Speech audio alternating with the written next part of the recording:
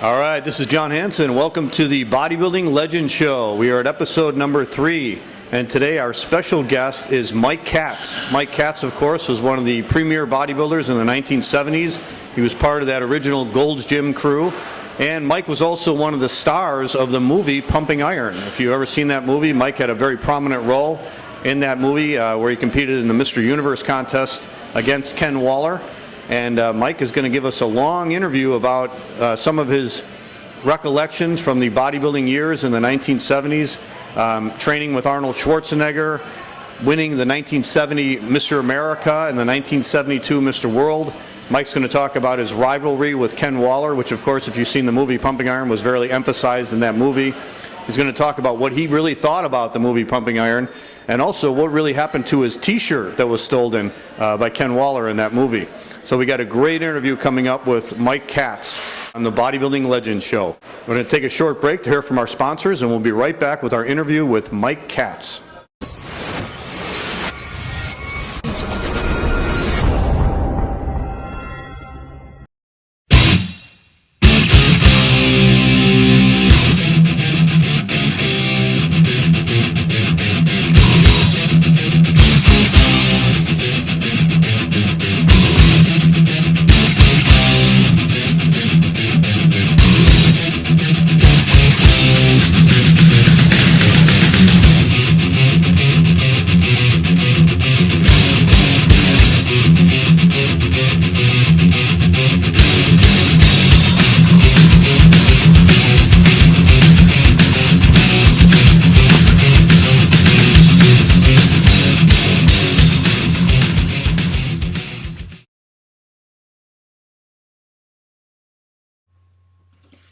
All right, welcome back to the Bodybuilding Legends Show, and my guest today is the legendary bodybuilder Mike Katz. Mike was the 1970 IFBB Mr. America and the 1972 IFBB Mr. World, and he was also featured in the book and the movie Pumping Iron. Mike, how you doing? Great. It's great to finally, after the holidays, get a chance to sit down and talk with you and be able to enjoy our friendship and your viewership. Yeah, it is. I know we were supposed to have you on a couple weeks ago, and a lot of our fans of the Bodybuilding Legends Show was looking forward to hearing your conversation. So I'm glad we finally got a chance to talk to you.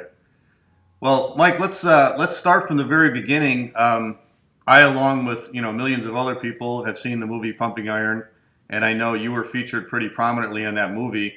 And one of the things you said in the movie was that you started off as a football player with the New York Jets. When did you start weight training, and when did you start competing in bodybuilding? Well, I'm 70 now, so if you go back to when I was a kid your age, 15 or 16 years old. I wish. You look that young. I had an opportunity, unfortunately, to be picked on. A lot of kids, like I tried to explain in the movie, and a lot of kids go through a difficult, challenging time when they're growing up from a boy to a man. And in my neighborhood, I didn't have the right last name at a Catholic church on a street corner up the street, and with a Jewish last name, and the amount of anti-Semitism that would occur from that. I remember once a woman next door who was didn't have kids and was a widow, and she was a very cruel woman. And one day when I was maybe 9 or 10 years old, she called me a kike. Wow. And I really didn't know what that word meant, so I went and asked my father. And my father was so angry, and I never saw my father mad ever like that in his life. I mean, he stormed out the house and went next door and gave that lady a lecture on never using that word in front of me again. Wow. That would be, I'm sure, like the N-word if you were black, or some other derogatory ethnic slur. But I can remember not only my father being on my side, but I also had this thing of that prejudice that comes from some people. Right. And, beyond the religious part of it and the neighborhood part of it and getting picked on and kind of being fat and 4 eyes, like I said in the movie, with my glasses and my hair wasn't the right style. I mean, I didn't have a great self-esteem, being made fun of, and the girls not liking me, and just trying to kind of identify who I was and what I was. And, you know, I went to a movie. It would be similar a few years ago to when Arnold made his first movie.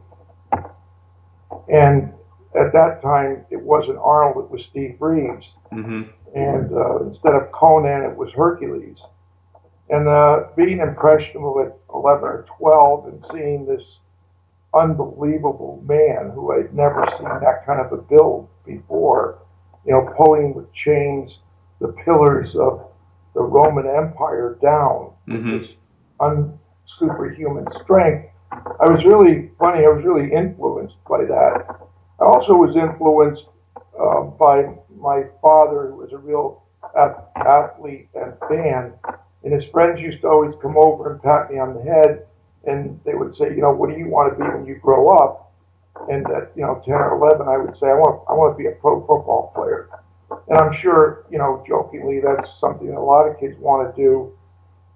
And obviously at 10 or 11, these gentlemen that were my father's friends never took me serious. You know, how could you? It's everybody's dream to do that. Right. So, you know, the dreams of you know, being respected, having a good body and losing some of the baby fat, and also being a professional football player. Obviously, you had to go to high school first and prove yourself, and then college. I was in a position to have some early goals in my life, along with respecting my health education teacher in 7th grade, Mr. Grossa in Hansen. So I had my you know, like climbing the mountain kind of goals set for myself at an early age. You know, to be a great bodybuilder, to be a great football player, and be a teacher. Those were my aspirations. So I, you know, set out on that trail and the journey to start accomplishing those. And back in the day, there was no real, other than the YMCA's, you know, if you had one, there really wasn't any place to lift other than your basement. Right. And, you know, you buy a leader courses, you know, with Clarence Ross, who was a star back in the day, in the 50s, and George Eicherman. You'd buy from Leader the courses, you'd put them on the wall, and then you'd copy the different pictures of what exercises to do on what day. Right. And I remember sort of borrowing, you know, sort of like I never returned borrowing, like stealing a few plastic or metal milk cases, you know, that were on the side of the road. And I got a 2x12 board, and that was my bench. So I had 2 milk cases that they used to put milk in back in the 50s. So I had my own little gym. I had the posters on the wall, and I actually started to, you know, with really no training and no help, I started to get better and stronger, because it was probably just at that point, you know, when you're 13, where the hormones start kicking in and you start getting the secondary male characteristics. So, you know, in the day, you know, I wanted to play football. There was no organized football, so you basically had a gang fight in your backyard with a neighborhood kid, and that was like the football that you learned back in the 50s, because there was no organized football. So I started getting stronger, you know, and started dominating the football games in the backyard when I was a little kid, could run through people and break tackles, and I was getting stronger, and I guess it sort of went through my head that, you know, working out with weights was going to get me a lot of improvement in what I wanted to do. Also, back in the day, the most successful ad in the history of print advertising was Charles Atlas. Right. And that was in every comic book, and up until recently, that same ad that started in the 40s went all the way through into 2000, which was the 98-pound weakling who got sand kicked in his face by the He-Man, who walked by with all the girls admiring him. And, you know, when you're little, even, you know, I would say probably as an adult, it would be hard to admit it, But as a little kid, you could kind of at least admit it to yourself. That sounds pretty good. Let me do this Charles Atlas course. Right. Let me not get sand kicked in my face or bullied anymore, and let me have all the beautiful girls. I mean, that even as an adult sounds pretty good. So, I got even more enticed to weight training, and I got better. And as I got better, high school, then I started playing football, not in the neighborhood, but now I was a sophomore in high school because there was no freshman year, and I started playing, high school football. The coaches back in the 50s would say, you can't lift weights. Right. I remember I could throw a ball, at 15 years old, I was throwing at almost 90 miles an hour. Wow. As a 15-year-old, and I had a professional player named Bob Bothelston who played with Philadelphia. Mm-hmm. And he said I threw harder at 15 than he did in the major leagues. Wow. So I was a good baseball player, but the baseball coach at the high school said, if you lift weights, you can't play baseball. You get muscle bound, which we all know about that misnomer. So I had to play track because I couldn't play baseball. It broke my father's heart because I probably would have, out of all the sports, been a better baseball player than any bodybuilder or football player. But needless to say, I played track to support my football improvement. And I did like 9 events, like decathlon, mm-hmm. and the 100, the 220, and shot putting, high jump, discus. So I was really able to develop a keen balance and strength. And then I became good enough in high school to be an All-American high school player and was recruited to go to West Point and Boston College and Richmond University on scholarships, but I wanted to stay home. I was a homebody kind of person, probably kind of a big baby and didn't want to leave my mother who I wasn't trying to get away. A lot of kids try to get away from their parents. I, to this day, wish my parents were still alive because I never wanted to get away from them. Right. We had a great college team that had people playing professional football right in New Haven called Southern Connecticut State College, which is now a university. And I figured, if I'm going to play professional football, since we've got 3 guys playing in the NFL from my college, I could go to school at home, live at home, have all the support I needed, and still, if I'm good enough, be able to be a great college and professional player. Mm-hmm. So lifting weights, I kind of broke through, and the football coach and the track coach really didn't understand what weight training was, but they knew I was getting faster and stronger. I was the fastest guy in the National Football League as a offensive or defensive lineman. And here, I'm a white guy, being able to beat, any ethnic group in my position.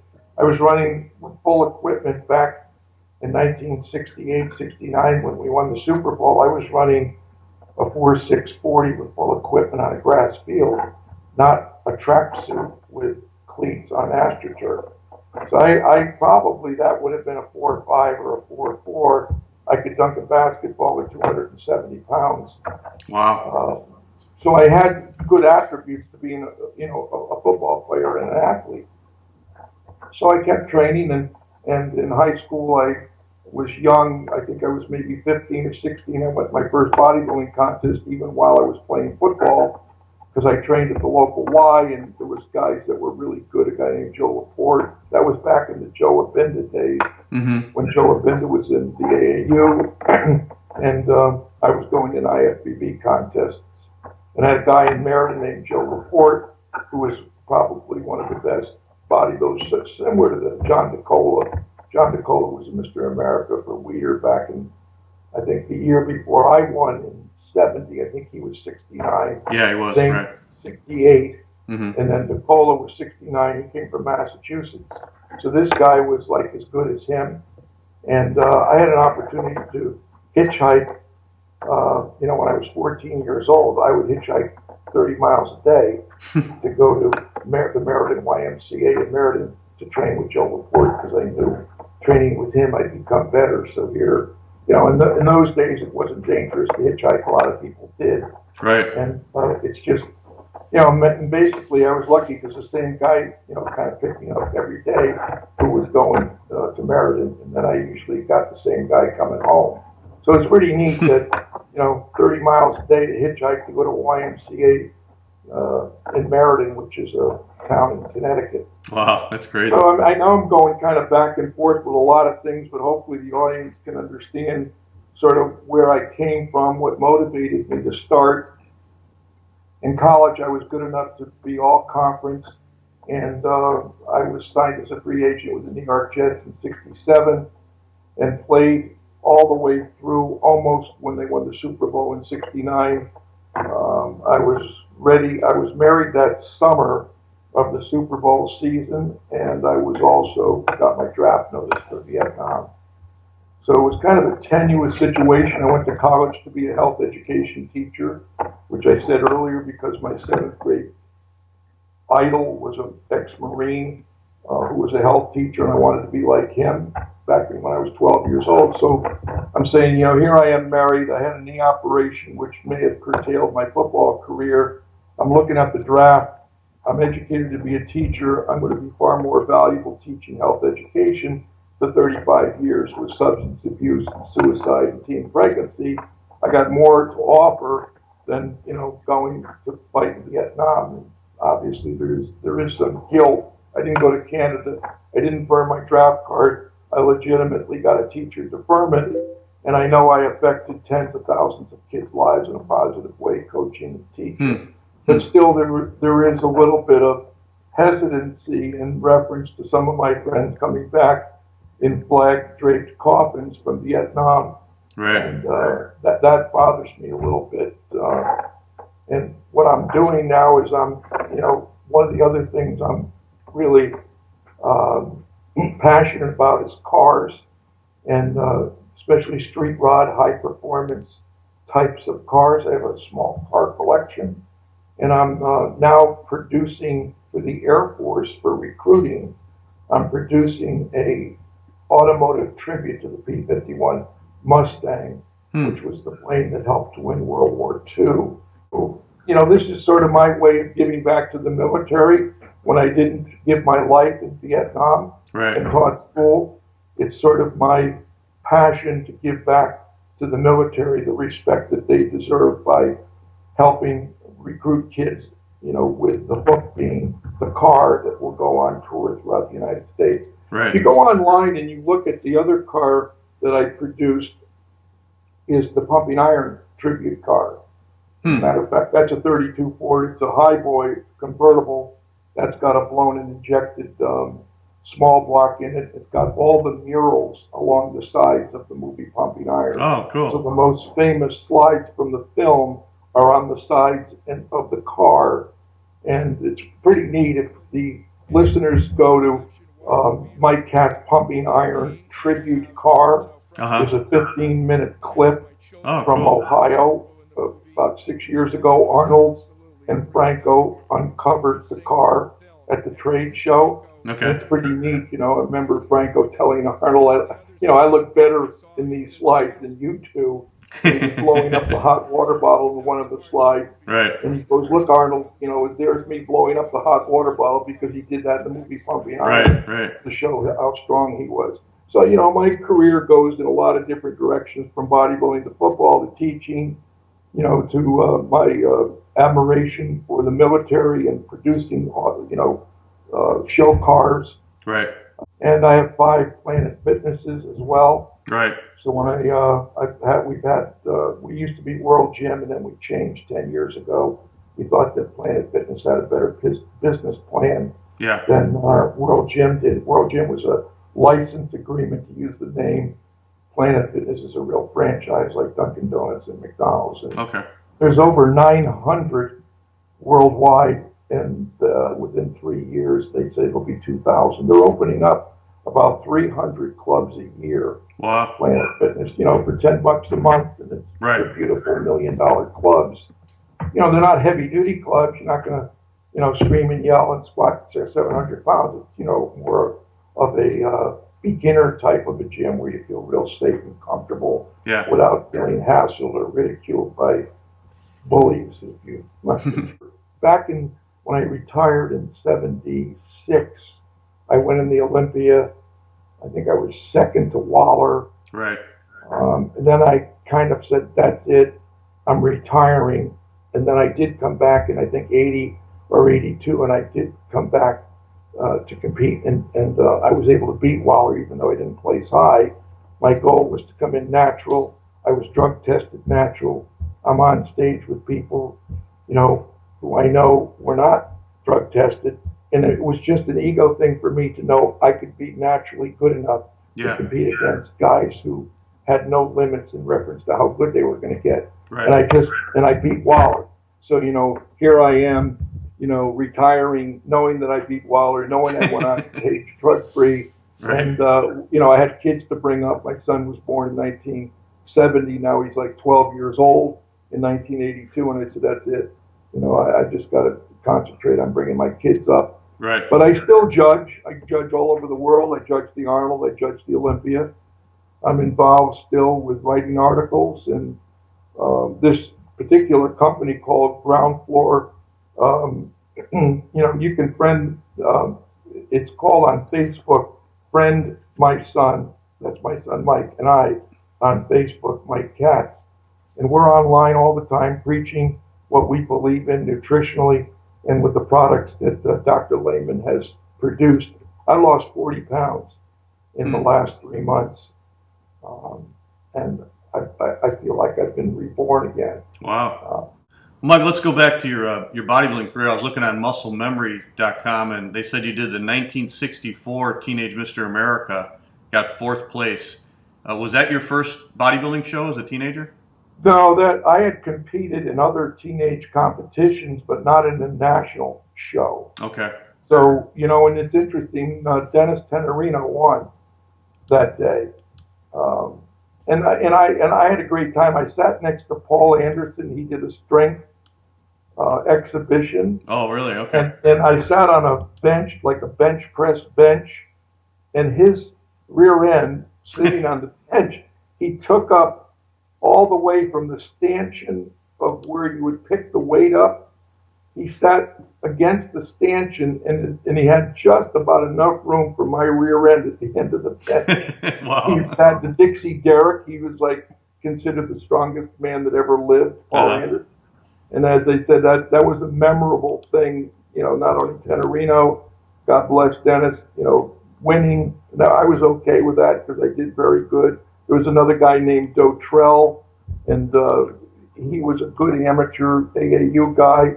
If you go back historically, I'm not sure who was in 3rd, but at that point, to place in the top 5 in the national teenage show, I was happy with that because I was, I played football all the way up until 69, and I won Mr. America in 1970, right? And it competed maybe 3 or 4 times in Mr. America while I was playing with the Jets. So really? Wow. Here I got a bodybuilder's body, and I'm on the football field.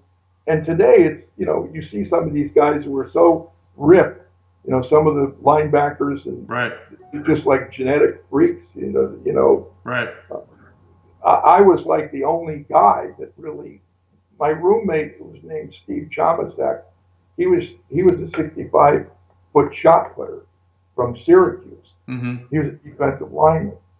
And I remember one day, there was a guy, Sherman Plunkett, for Jet fans.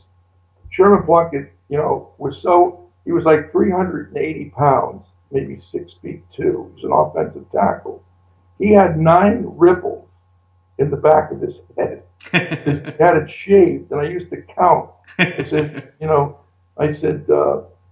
Plunkett, let me count those lines in the back of your skull. Well, my friend Steve Chomasak, one day in practice with Weave Eubank was the coach, he took this 380-pound offensive tackle, lifted him with his hands underneath his shoulder pads.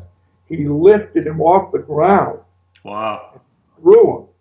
Well, obviously at that point, seeing that, he ended up at least 2 or 3 years for the Jets for that one movement against Sherman Plunkett. Right. So those are some kind of cool stories. But we were the only ones, Chomasak and myself. Al Atkinson was the middle linebacker. He did a little bit of lifting, but beyond that, even then, they were just starting to accept the fact that weight training would be okay for football, and that's 69. Wow. So what years did you play with the Jets then, Mike?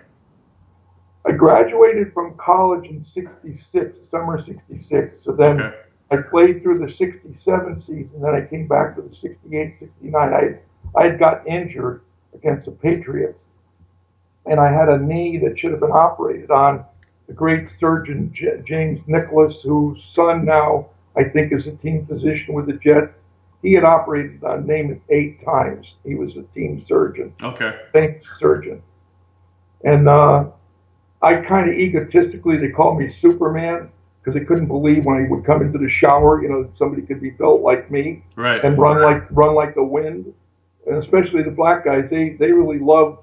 And I got along good with them because many of the players were Texans from down south, and they kind of hung out. Curly Johnson and Pete Lamons and these guys from Texas, they kind of hung out in their group. And here's some, Jewish kid from a small college in the Northeast. I had nobody to hang around with, and I tended to like Merlin Biggs and Sherman Plunkett. And I had a good time hanging out with minorities like myself. Right. And welcomed by them and still do. Winston Hill, who is Willis Reed's brother-in-law, Winston Hill was a great 6'7", 310-pound offensive tackle, and he was all pro. I don't know if he's in the Hall of Fame, but he's in the Ring of Circle at Jet Stadium in New York, and he was shout out to him if anybody ever knows who Winston Hill is and says hello for me. I would love that. Okay. So when did you first go to Gold's Gym out in California? When did you make the pilgrimage? We just did an interview with Bill Grant, and he said he would see you over there in the summers every year out in California. Joe Weider at the time was looking for, he had Dave Draper, kind of Larry Scott had gone past, won the Olympian. It was now Sergio Oliva. Right. So Sergio Oliva was like the guy to beat. So he knew that eventually, if he brings Arnold from Austria, that he's sort of like the Great White Hope. Right. Here he can market the magazine and it's handsome. Not that Sergio isn't. It's just, business is business, and he just felt, of course, that sort of a guy. And it's interesting who could speak. Arnold, don't get mad at me. Who could speak better English, Sergio? With his Cuban accent, or Arnold with his German accent. Right. Maybe that was a toss-up, although maybe I have to say Arnold spoke a little bit clearer English than Sergio did. Right. But, Arnold was going to sell more magazines than Sergio. I mean, it's a fact. And, became good enough to beat Sergio. And he needed a training partner. And in Austria, Joe Weider asked Arnold who he wanted to train with, who was sort of a person he wanted to meet. So Arnold said, Mike Katz, Big Mike, I want him out here. Oh, really? Okay. So Weider got in touch with me because I used to train with Joe Weider before he moved to California. His organization was in Union City, New Jersey. Right. And he lived in a high-rise luxury apartment right near the United Nations on the east side of Manhattan. Okay. I would go down there and I would talk to him. I would train with him. And I'll never forget, he pushed me once to use 110-pound dumbbells to do curls. Wow. 110, a barbell 110 is enough. Yeah. And he was like Bear Bryant or Vince Lombardi. Oh, Mike, I know you can do more. The 85 start pitching weights. Joe, 85, what are you trying to kill me? I got up to over 100 pounds, alternate swinging, right.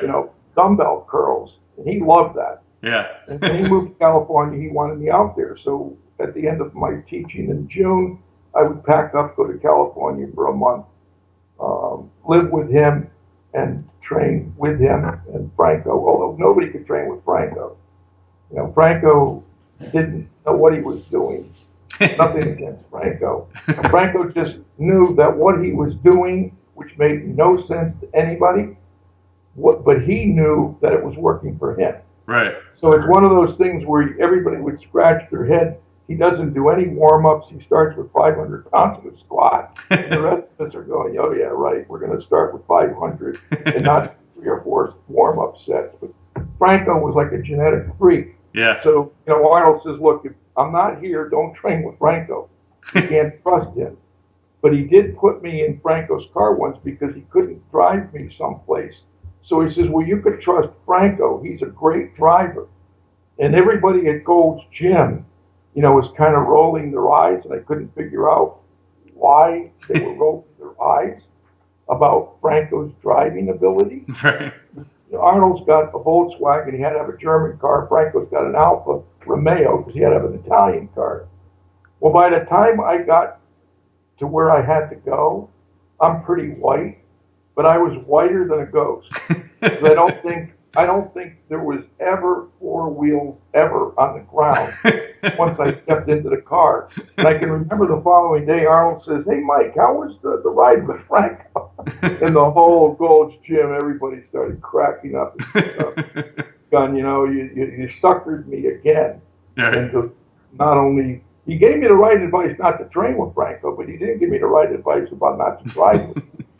What did you think of Arnold when you first met him, Mike? Did you know him from the magazines before you met him in person?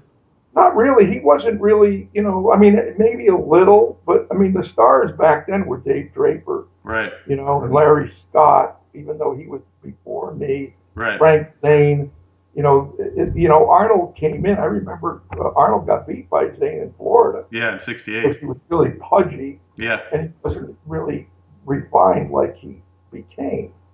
And Frank Zane taught him a good lesson about, coming in a contest smooth. Right. But we hit it off immediately. It was almost like we were kindred spirits and brothers. We could use I had stronger legs, and I was stronger in my bench. He was stronger in curls. Mm-hmm. So where I needed help was being motivated by him being stronger in my weak areas. And then when he would falter on squats and leg presses, and I could do almost 100 and something pounds more than him, he couldn't understand it and would be motivated to try to get his legs better. So it was a perfect, and we're about the same height and about the same weight. And, he also knew that he could pick on me and get away with it. So he had a perfect fall guy. Hey, they made a statue of Mike. That is a good one, Mike.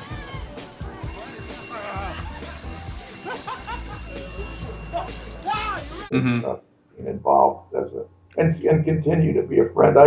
I just got an award from the March of Dimes, which is one of the greatest charities because they're for for babies who are premature. Right. March of Dimes now, and I got a Legend Award from them this past year, and Arnold sent a beautiful tribute on tape.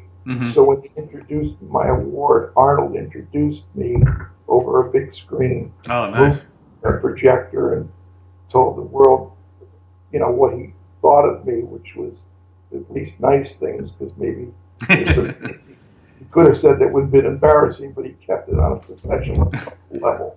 So what was the atmosphere like at Gold's Gym back in those days, Mike? At the original Gold's Gym in the 1970s? Yeah, and that was on Pacific. It was on Pacific Avenue there. It was about 3 blocks from the beach. Yeah. I'm up the beach. Bodybuilders in those days, we stuck together because everybody was against us. The guy who was an athlete who maybe didn't have a great body, he would say, we're narcissistic and muscle bound and can't touch our toes, because even athletes at the time were kind of jealous of us. And, other people, intellectuals, might say, well, this guy must be gay, or, how could somebody just look at themselves all day? Yeah. Because they really didn't understand that what we were doing. And what we were doing, the movie and the book Pumping Iron explained that were just regular guys, you know, Arnold and Franco and Louie and the people in the book, myself. We just have a dream to be the best built person in the world, not climb Mount Everest or become a professional football player or a great opera singer. Right. We're just normal people that sort of have a sport that really isn't understood. So the movie, I think, really created a tolerance for what we were doing. But up to then, I mean, we had to stick together. Uh-huh. Nobody was making any money. I think Mr. Olympia was $1,000. You could get maybe $100 to do a posing exhibition. Yeah. So, you know, like, nobody was making a lot of money. It wasn't a career until Arnold was able, with his business sense, to be able to market himself and control Weider and have Weider understand how valuable he was. Sort of like Joe Namath, when he got the $400,000, which is nothing today, but back in the day when I was playing, you know, $18,000 you could make as an offensive lineman. Yeah. Now a school teacher was making $6,000, so it was 3 times more than a school teacher would make. But here's a guy that comes in and makes $400,000. Yeah. Now, when they did that to try to get the AFL, you know, incorporated within the NFL, and then when the Jets beat the Colts in Super Bowl III after Namath guaranteed the victory, it really brought the AFL right up even. And then they combined leagues, and it's now the National Football League with the American and National Conference within those leagues. So, you know, it was, you know, there was always a little bit of gamesmanship, you know, with me and Waller, but a lot of that was because we were competitors. So they were able to look at me beating him for Mr. World, then him beating me for Mr. Universe, and then him winning in the contest in South Africa, and looking at my disappointment and not knowing that he had stolen the T-shirt. And I didn't know. And it's interesting, that whole T-shirt incident, it took me 40 years, 30 years. Arnold came out with, you know, the real truth about the filming of the movie Pumping Iron and what really happened. You know, when he came clean, that section with Robbie Robinson and Ken Waller on the football field throwing football with Roger Callard, that was done 6 months after the movie was shot. Really? Wow. So, you know, they were able to edit it as if, you know, the T-shirt got stolen and this is how they did. So it was not the way it really happened, because I played against a guy named Ernie Ladd, who ended up becoming a professional wrestler with WWE. Right. And he played for the Houston Oilers, 6'9", 365 pounds. He would turn your helmet around. I saw him do it, so that the face mask was facing the back of your head. Wow. I mean, I had nightmares going to bed at night knowing you're going to play the Houston Oilers and Ernie Ladd. Right. Now, there was other great ones, too, of course. You know, Bubba Smith was the great defensive tackle for the Colts with Johnny Unitas. Right. But, I mean, if I'm not going to be psyched out playing against these killers on a football field, how the hell is Waller going to psych me out? Right. I was just looking. I still have that T-shirt. One day, either go in a museum. Oh, really? Or hopefully Arnold will have enough motivation to make a bodybuilding museum, like the Hall of Fame for baseball, because we don't have a museum. And I will the T-shirt, you know, and my belt, which I wore in the movie too, the museum. But if not, then, you know, maybe one day it'll be on eBay. I don't know if it'll fetch much money. So did it really happen, Mike? I mean, did you were you really missing your T-shirt? Is that when they? It was my lucky T-shirt, and I was looking for that. And the content, it's interesting if you kind of look at the way it was done with the filming. Yeah. When I go at the very end of my segment, when I go to walk up the steps, and the camera shoots the back of my head, and I say, and I've got to find my T-shirt. I got to go shake Waller's hand because I didn't know he stole it, and I got to find the T-shirt. You didn't hear that coming out of my mouth because they were on the back of my head. They verbally put that in to that particular part because that's how you make movies. Yeah. You see a blue T-shirt around? In reality, the filmmakers made it more than it was.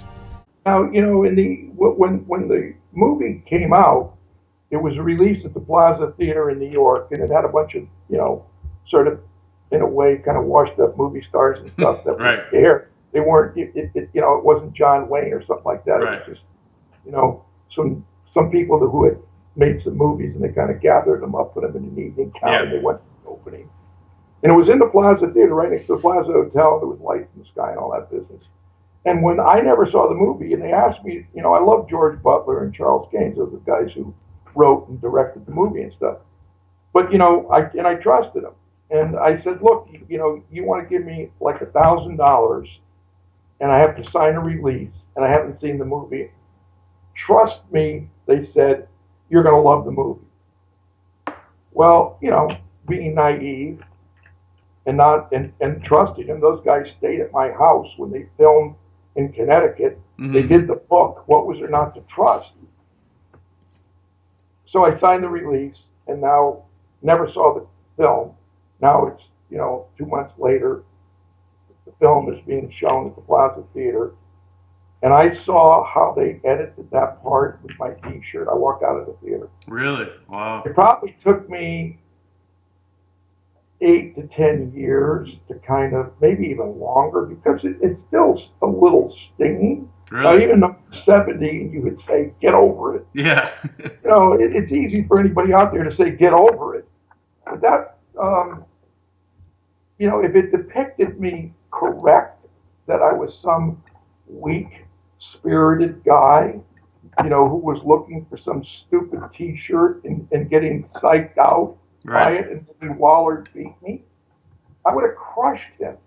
Right. I would have crushed him with one hand, let alone worry about a T-shirt. But the way they did it was destructive to my ego Yeah. and my personality, and I don't think it was a very nice thing to do with people who you trust. Now, have I forgiven them? Sure. Because in the end, I'm talking to you, and I'm not aware of where, you know, Ken is at this point in his life. And I've become sort of a household name in bodybuilding because I was the only guy at the time to have kids, be married, be educated, have a teaching job, play professional football. I had so many things more than Arnold. I mean, Arnold had what? Arnold kind of, you know, didn't have an education at the time, and there's no jealousy. But if you look at what he had and what I had, I mean, I had my kids, I had my wife, I had educated degrees, was a teacher. I had a lot of things that a lot of those guys even today never had. Mm-hmm. So, you know, and that resonated with the audience, where I became, at least what they tell me, sort of a cult hero from the movie. Mm-hmm. You know, people didn't want to be like Arnold. He wouldn't even go to his father's funeral. Mm-hmm. They didn't want to be like Louis because, you know, Louis was being controlled by his father, and most people don't like that kind of overseen. Kind of difficult to understand in a way his whole thing in the first place. You know, so he could pick up a car in Sardinia and move it because it's stuck in a parking place. Mm-hmm. Now again, what Arnold became and what Franco became, and these people have become very successful people, and it's a tribute to their desire to fulfill other goals, whether it's acting or business or chiropractic medicine. Right. But back in that day, most people resonated with me because most people that watched the film were married, had kids, and had to work a job. Right. And they lifted weights like I did. You know, usually I could say, look what I got, Michael, you know, and I put it around his neck, or I give him the trophy for his room. And now I'm away from him for 10 days. And I come home with nothing. You know, I'll tell you, no matter what happens to me in the sport, I always got them. And that's something great to come home to. It was a way that I could try to gather myself together with such a disappointment. It was at that point, it was a very, very big disappointment in my life. So I kind of gathered my strength from my family, yeah. So, you know, being angry at the improper editing of the movie, had to take a back seat to having it released and having it become popular. Now it's on Netflix. So Yeah. here we go years later or whatever, and now I'm kind of reborn again. Yeah, well, it's a classic movie, I think, among all bodybuilders, you know. And I think you're right, Mike. I think your involvement in the film and your, you know, showing you in the film, I think, you know, from when I'm reading a lot of the critics, when they reviewed the movie, they said you provided a sort of a human element to bodybuilders, and I think that was the great thing about the movie was that it showed bodybuilders as individual human beings, where before I think the general public must have saw bodybuilders as just a bunch of muscle-bound people who they didn't understand, you know. Yeah, that's something that's kind of an interesting thought, because I know I've thought that before, but it even puts a little bit more strength to that you know, normal people like Mike Katz can achieve things, and it's not a bunch of wackos that are out there, you know, bouncing around Muscle Beach. Hey, Mike, let me ask you about Ken Waller, because, you know, they portrayed this big rivalry between you guys, but obviously you knew Ken pretty well, going to Gold's Gym every summer. And we just talked to Bill Grant, and he said Ken Waller wasn't like he was portrayed in the movie. He was a real nice guy. Did you guys have a good relationship, or was there a real rivalry between you? Well, there was a rivalry, but there was, for me, you know, I was never jealous of him. You know, the first time, I don't know if he beat me in Mr. International. It was in Tijuana. They had a year. I think it was like 69 or maybe 70. I think he beat me in Mr. International in Mexico, and then I came back in New York and beat him in Mr. World. Mm-hmm. So we had a natural rivalry, but, you know, I mean, you know, he kind of like maybe was, I mean, he wasn't beyond, he didn't have a gun to his head to do what he did in the movie. I think that even Bill Grant would say that was part of his persona, is, you know, being, you know, for him to be kind of, to do that wasn't out of context with his personality. It doesn't mean he's a bad person. Right. Like Arnold, it doesn't mean he's a bad person. It just is, you couldn't make me do what he did to me. I couldn't do that to him. Okay. I would have got down on a football field in a wrestling ring, and I would have attempted to try to kick his ass, you know, before I would have tried to ridicule him and hurt him. But it just doesn't mean he's a bad guy. You know, back then, that sort of was my nature in a way, but I was all in joking. I considered Mike a friend. A friend of yours, you really don't want to hurt their feelings. At that time, I didn't ever think it was going to come out and be a big deal on a movie screen.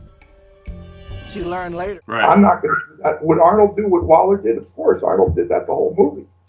So, I mean, you know, Waller was no more or less involved than Arnold. Arnold, in many cases, did worse things, but he did them in funny ways that you kind of got to laugh, but they were like Don Rickles. I mean, they were still hurtful. Right. I remember once when he said, I'm going to give Franco all the wrong advices because he listens to me like I'm his mother.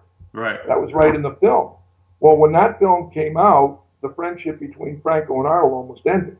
Because, I mean, Franco's got a lot of pride being a strong man, right, just like I do being a football player. And then when Arnold says, you know, like, he listens to me like I'm his mother, and I can give him the wrong advice and fool him, right, you know, he wasn't very happy with that. Franco is pretty smart, but Franco is a child. For me, it was like, I don't care. It was like, it doesn't matter what he says. When I'm on stage, I'm going to show that I'm the best. And I'm still convinced I was at least as good as Arnold. And that movie caused, not almost, it almost caused the breakup of a friendship with Franco and Arnold, but it caused the breakup of Lou Ferrigno and his father. Lou got, and I don't know the exact story, because I love Louie and his wife, but there was stuff that was none of my business, but I know that there was a falling out after the film. Now, whether it was his second wife or whether it was a business deal that went sour, I don't know. All I know is that he and his father loved each other before and during the film, and after the film, things ended. Wow. So that was a sad part of the film. Yeah. I have not asked Louis, and neither would I. It's none of my business. All I know is they didn't see each other much, and I know the film did not help their friendship as a father and son, which is sad. Yeah, yeah. What did you think about Arnold and Sergio Oliva, their rivalry? I mean, I know you were around in 1969 and 1970 when Sergio beat Arnold, and then Arnold beat Sergio. I know a lot of bodybuilding fans are always debating who was better, Sergio or Arnold. It's interesting, you know, the day that Arnold beat him, I've seen Arnold lose to him because I had competed the same day, because they held Mr. World, Mr. America, and Mr. Olympia. They held all the shows in the same day. Right. In the same venue. And I remember on stage, you know, the year Arnold beat him, I think that might have been 1970. 1970, yeah. Yeah, and I remember, you know, the crowd, because I think Lou Ferrigno, hold on one second. I think Lou Ferrigno, not Lou Ferrigno, let me just get it straight. Sergio Oliva had been twice or three times Mr. Olympia, and Arnold had gotten beat by him once. Right. So now they come back again, and Arnold figures, let me use every tactic I can use to try to get an advantage over him. So, you know, being the reigning Mr. Olympia and being in New York and being against, you know, a Cuban American against an Austrian from another country, you know, the crowd at the beginning, you know, was screaming Sergio. Yeah, I mean, 3,000-4,000 people was a big crowd then. Right. And it looked as if Sergio kind of had it. There was some Arnold, but I would say at least 60-70% of the audience were screaming Sergio. So they're posing and pose down and whatnot. Then all of a sudden, Arnold, you know, and I was right there. Arnold said, "I'm tired. Why don't we give it a break?" And you know, poor Sergio, like poor me with the T-shirt, you know, and Franco with, you know, his getting screwed around with "I'm your mother, trust me." You know, there Sergio, you know, innocently walks off the stage.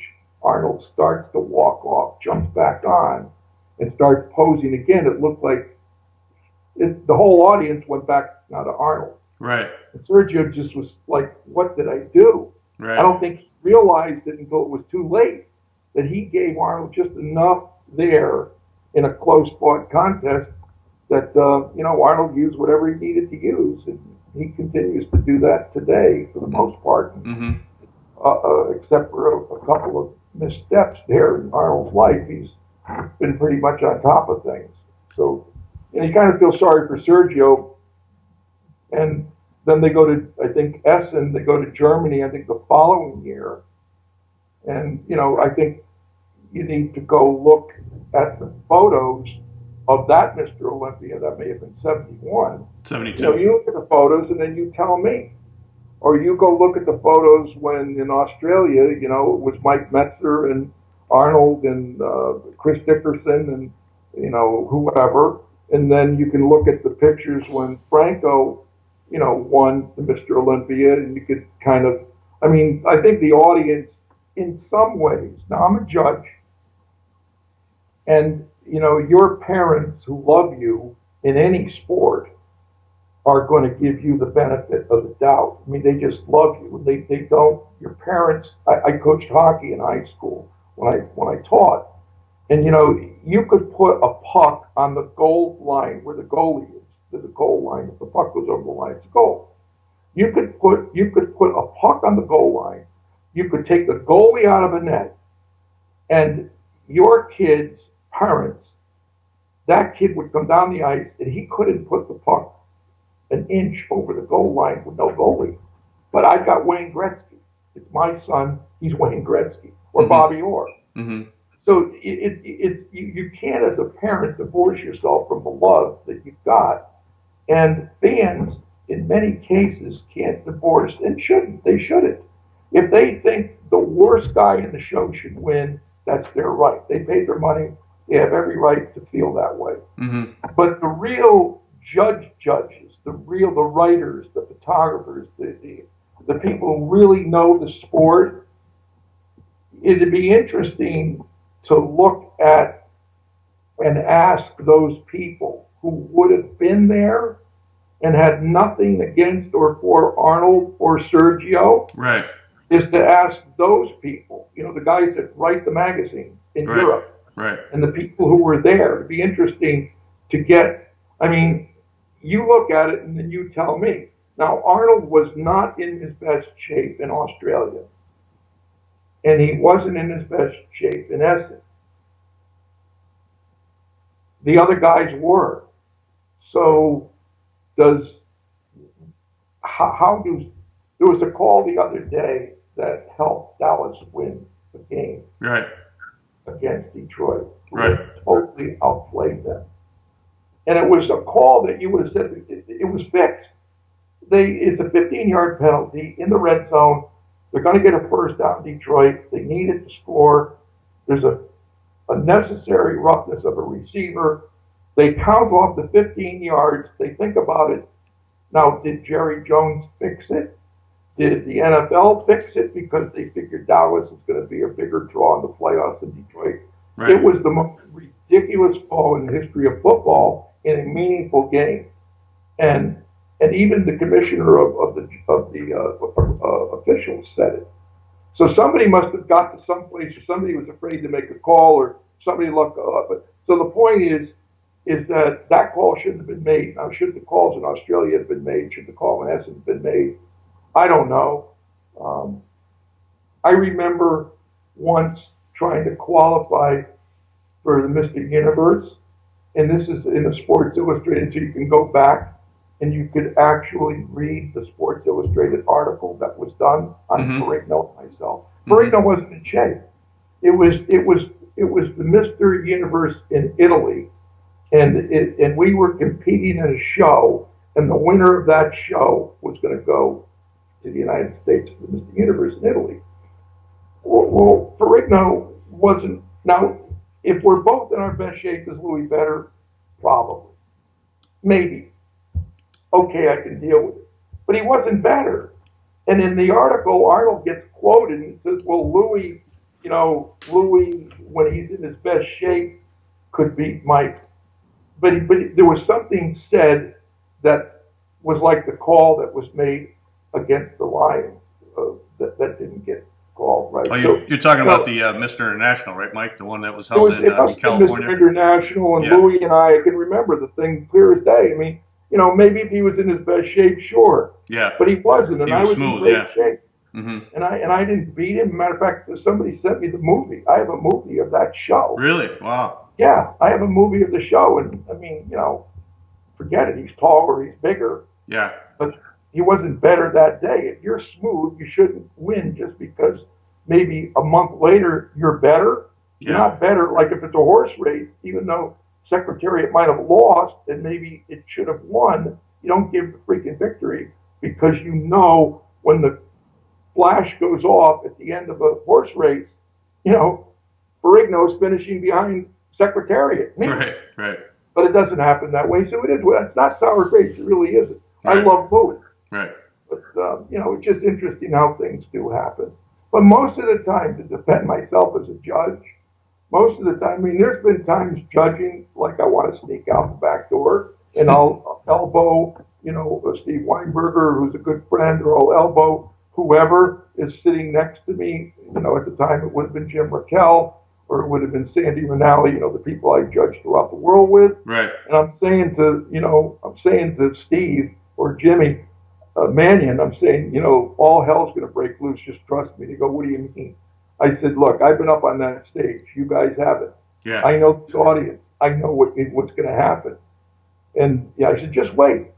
And 10 minutes after, or 2 seconds after the guy was crowned Mr. Whatever, the freaking audience, I was going to dive for underneath the table. Yeah. Because they went so crazy. Does that mean they're right?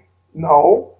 But it sometimes means that maybe we could have looked a little differently and saw things different than they did. Yeah. It just really depends. It's, when it's real close in a show, there are other factors that occur in judges' minds. I mean, we're not computers. Right. If you are judging somebody and they're absolutely dead on, and you know that one of the guys is the most detrimental person that you could ever vote for, and you've got to try to take all of this out of your brain, and most of the time we do. But everything does affect everything else. Yeah. And when you've got a great representative of a sport who is going to further the sport, and it's time, now, do you want a potential criminal? There's no criminals, or a thug, or a bad person that is not nice to the media, doesn't sign autographs, doesn't show up to posing exhibitions on time. The way you act, and I'm just trying to think of an analogy with Dominican Sue, the guy in the Detroit Lions, and nose tackle. I mean, he's done some vicious, even with football. Right. So you say, well, how vicious could a football player? I mean, it's like war. Right. Playing football. But he's done things that aren't even allowed in war. He's done such bad things in his life, stepping on people and stuff. Right. Now all of a sudden he steps on a guy, and he's got a bad reputation to start with. He's already gotten fined. He's gotten suspended. Well, you know what? You don't have as much. That guy doesn't have as much rope. You don't need a whole lot of rope to hang a guy like that. Yeah. Other people are just, they say like Roger Clemens and Andy Pettit. Andy Pettit comes across with a drug issue. He comes across as a nice guy. He's up front. He said he did whatever, and people understand there was a mistake because everybody makes mistakes. Nobody's perfect. Right. But then somebody hides it, and there's so much information against them, you just don't respect that guy who continues to lie and fight as you do somebody that comes clean. Right. So that sort of does a little tiny bit, maybe a quarter of a percent. I wouldn't even say it does in a quarter of a percent. If it's equal, if either guy can win, Yeah. Sometimes it has nothing to do with even personality, because you can have two great guys, and the audience loves both of them, and they're both great. They both would be great standard bearers of an award, but somebody's got to win. Right. And that's why there's an odd number of judges. So Right. somebody is going to go 4-3 or 6-5 or whatever. Right. Hey, Mike, let's take a commercial break here, and when we come back, we're going to talk more about some of your great stories from the bodybuilding age. Terrific.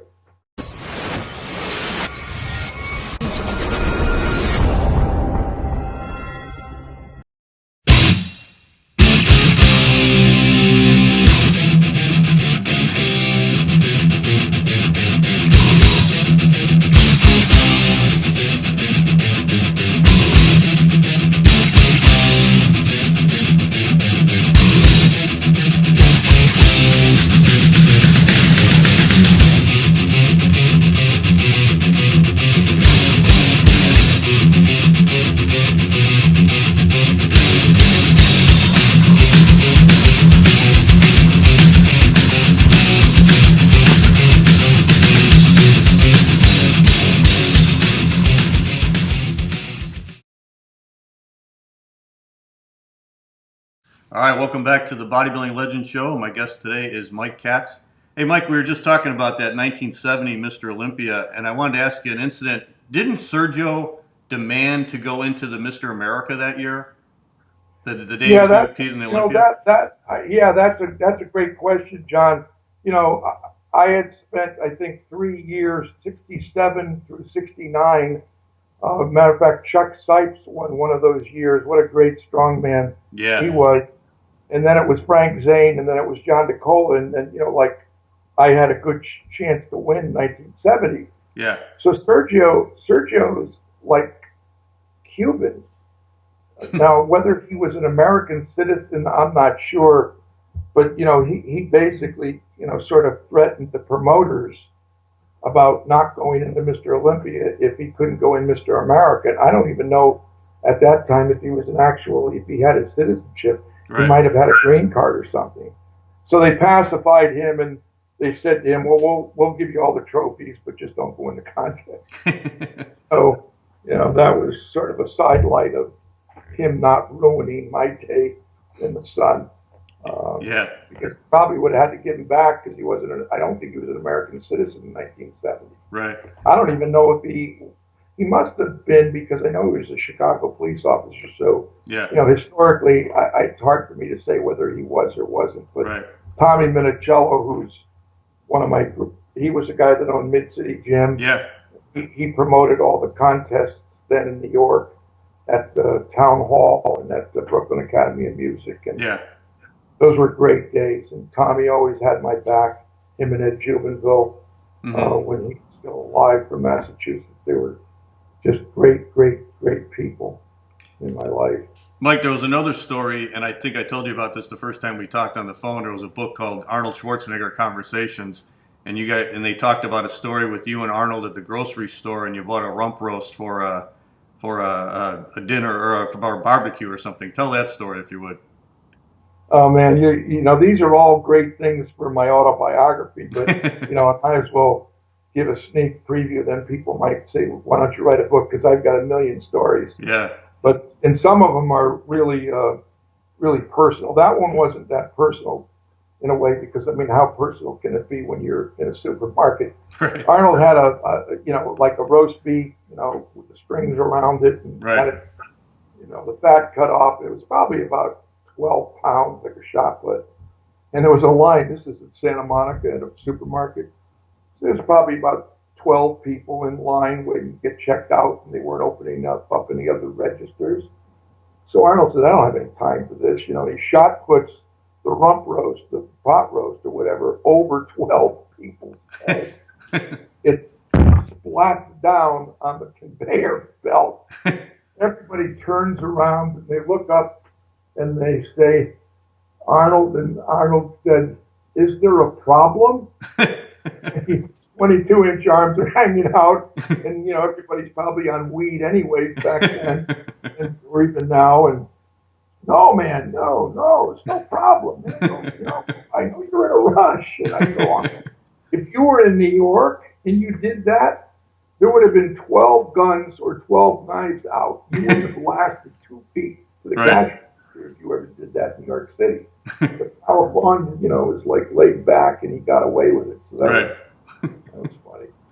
And then I heard another story where you were at Arnold's apartment, and guys were getting to go train at Gold's Gym, and he got a letter in the mail, and it had a picture of Sergio with his arm like bigger than his head, and Arnold was like speechless for a second. Yeah, I'll never forget that. And that was, I think Sergio in a way kind of deserved that. I'm tired, let's rest, when he psyched Sergio off the stage. I think Arnold remembered that photo, because that was Sergio's way of, Sergio had a freakish body. Arnold was gorgeous, like just a much bigger version of Frank Zane, or I'm trying to think of the other one, Flex Wheeler, who, it's unfortunate. I love Flex. And if Flex, I'm not demeaning Flex, I'm trying to give him an applaud. If Flex had my motivation, he never would have been beaten. Right. He would be 30 times Mr. Olympia. Right. That's the kind of body, that beautiful body that Flex had. That's what Arnold had, but obviously much bigger. Right.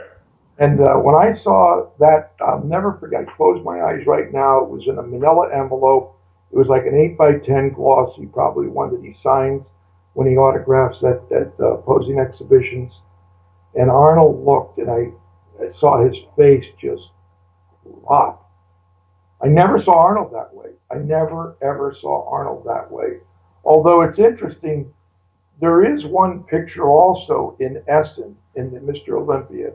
There's a picture of Sergio hitting the most muscular, turned towards Arnold. Mm-hmm.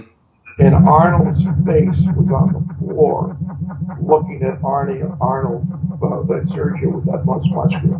So those are the only two times I ever saw Arnold sort of be human and understand that somebody is psyching you out. And is, when I tell you, John, Sergio, now whether Sergio had a tiny pea head, I don't know.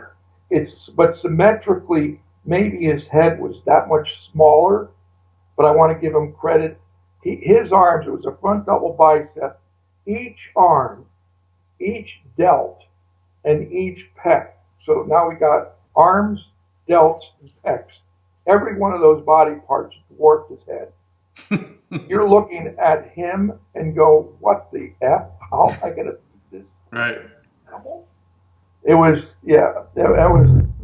that's another story that's going in the book. Yeah. Did he sign it? Did Sergio sign it and say, see you at the Olympia? Yeah, he did. He said, yeah, see you, Arnold, see you at the Olympia. Right. Yeah. Oh, yeah.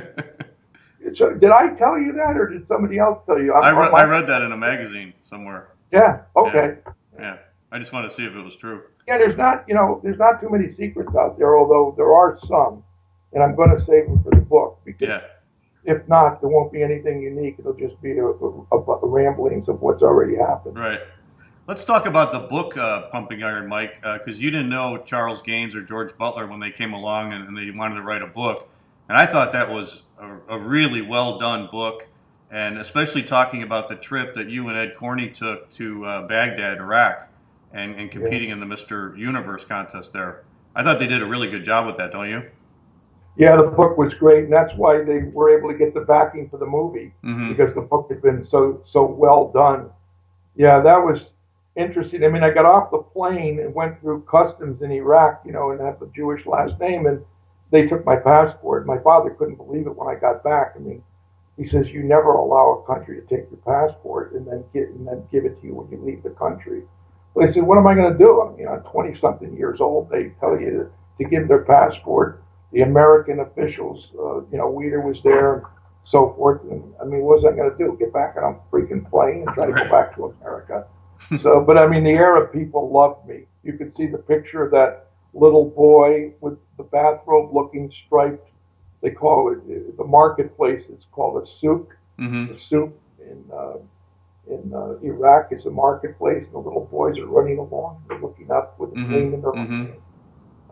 And our escort from Iraq, God bless him, what a wonderful guy. You can see him with me, kind of following us around.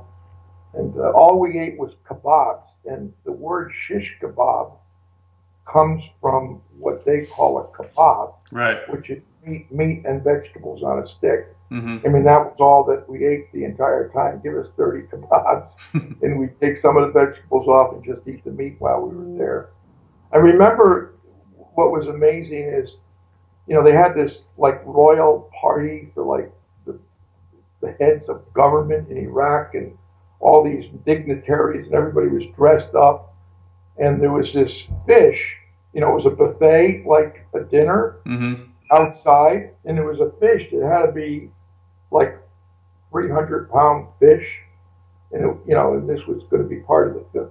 All of a sudden, after the dignitaries said what they had to say, there was like a little dinner bell that rang, and people died. I'd say it was like piranha. Within 3 minutes, the fish was right down to the freaking bone. Wow. I told Corny, I said, let's get the hell out of here before they think about eating us. I said, let's go get a couple of kebabs, because I'm not fighting in the middle of these crazy people eating the food like they never ate before. And it looked like when you guys were walking down the street that crowds of people would follow you, right? Oh, yeah. Well, we were not only Americans, which is different. There's very few Americans that were there. And we were big, huge guys, like 2 times, 3 times bigger than they were. Yeah. And they knew the cameras were going, so they knew we were something important. And they had advertised the fact that, the World Championship Mr. Universe was going to be in Baghdad. So, we were kind of like famous people that came to the country. Right. Hey, what'd you think of What'd you think of Louis Ferrigno when you first? Because you competed with him when he won his first Mr. Universe, right? Or was it second Mr. Universe Yes, in Italy? I did. Yeah, in Switzerland, I think. Yeah. That was one of the first times. I think Waller was second and I was third. Right. Yeah, Louis was, you know what's interesting, and this is nothing against anybody. I mean, I can tell you easily, have no problem telling you, that I have long legs, and my long legs may help make me a very fast runner. But in trying to be a 20-inch calf kind of guy, and also run a 4.640 with full pads with the New York Jets, I wasn't blocking. You look at Waller. Waller's got shorter thighs. They're rounder. He's got better calves. My calves weren't good. I know that. But I mean, I really did pretty damn good for not having calf implants like maybe somebody else did. You know who. But I won't mention that. That's for the book. Okay. And I wonder to myself, why doesn't this guy, what's his name, the German guy, from Germany in the Mr. Olympia with the blonde hair? Oh, Dennis Wolf. Huh? Dennis Wolf? Yeah, what is, now when Louis, had some cosmetic surgery, it was like maybe 30-inch calves. Yeah. That weren't really real. Right. So, why don't you go to 22 so that, you can kind of slide by? Right. And I just wonder to myself, and I'm not even wondering as a judge, I'm just wondering as like a Dennis Wolf fan, why doesn't, he do something about that? He wins all this money. Now, you don't have to be, if somebody's got a crooked nose and crooked teeth and flat-chested or whatever, you get a little surgery. It's not evil. Right. It's just cosmetic. And that's the only thing you can really say about Dennis Wolf that's wrong. Yeah. You get down below the knee, and that doesn't make sense. Right. I think I'm better. As bad as I was below the knee, I think I'm better than he is. Right. So, whatever, people make their own decisions in life, do what they want to do, and you can write 2 articles on how I improved my calves and cross your fingers, writing a great article on new exercise that you found to get your calves. I mean, people will believe. Right. But just don't go to, like Louis, don't go to like 30 inches or something, because that's too much. Right. Hey, let's talk about the 81 Olympia, Mike, because that was the one that Franco won. And I read in stories in the magazines that after the 1980 Mr. Olympia in Australia, Arnold was sort of worried that there was going to be so many people boycotting that show, and that he asked you and guys like Ken Waller to personally to go into the show because he was worried that there wasn't going to be enough people in it. I can't say that, John, because he never, either I was kind of naive to realize that, but I never had any conversations. I wanted Waller. I wanted to go in drug-free, so I didn't know. I wouldn't have cared if 3 people showed up, and Arnold or Jim Lorimer never called me or ever asked me, because I was going in come hell or high water. I didn't care who was there. Right. Now, did we, as a group, help improve the group of competitors? Sure. I have my fans, and maybe they would have gone even if I didn't compete, and Waller maybe as well.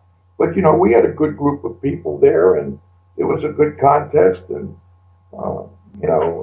somebody had to wait another year before they got a chance to win.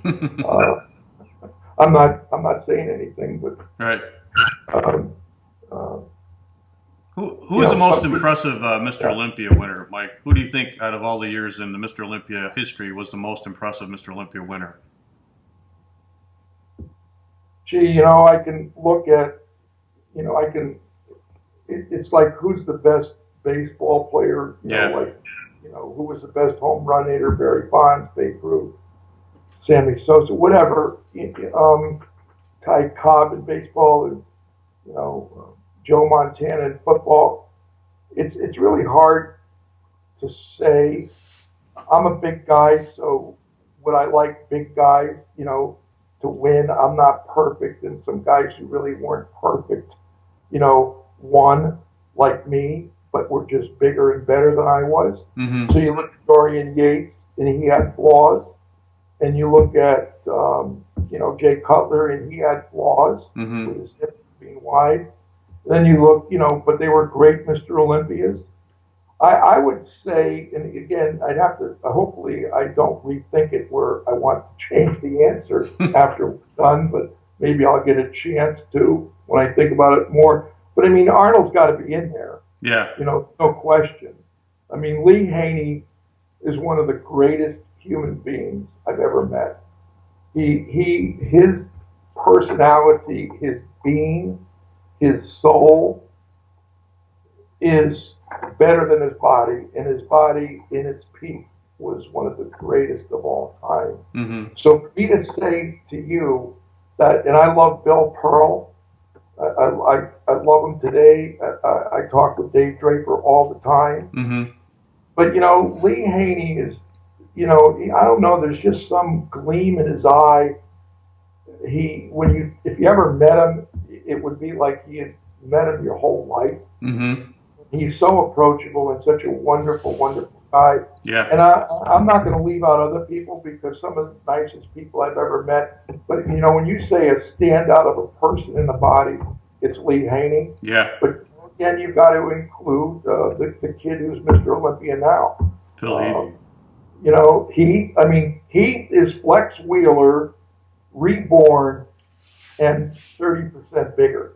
Yeah. So that's how, if you had said, okay, explain he's Flex, but 30% more blown up than Flex, bigger, thicker, better, but that beauty of a body, Heath is, Heath is beating some freaks. Yeah. And he's not as big as, but he's got a beautiful body. I think somebody will come along who'll be better. Mm-hmm. I don't know who or where, but I think, Heath has got to lose himself now. Yeah. Because he's put himself out in front and beating everybody in their best shape. So, is he going to get better? Can he get better? Can he stay the same? Obviously, if he can stay the same and everybody else doesn't get better, Yeah.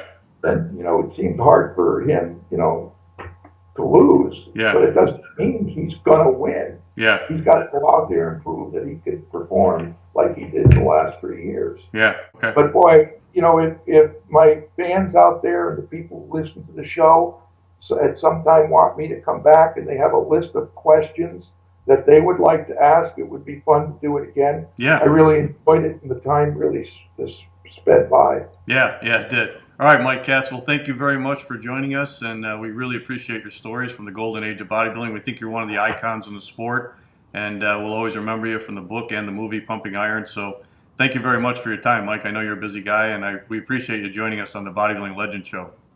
It's my pleasure, and hope to have a chance to talk with you again. Thanks for doing such a great job, John. All right, Mike. Thank you very much. All right, that's it for the Bodybuilding Legends Show. I want to thank our guest, Mike Katz, for joining us. We'll be back next week with another guest. We got some great guests coming up on the show, including Rich Gaspari, Vince Taylor, Mike Christian, and many others. So stay tuned to the Bodybuilding Legends Show. Share this show with your friends and neighbors, and we'll see you guys next time.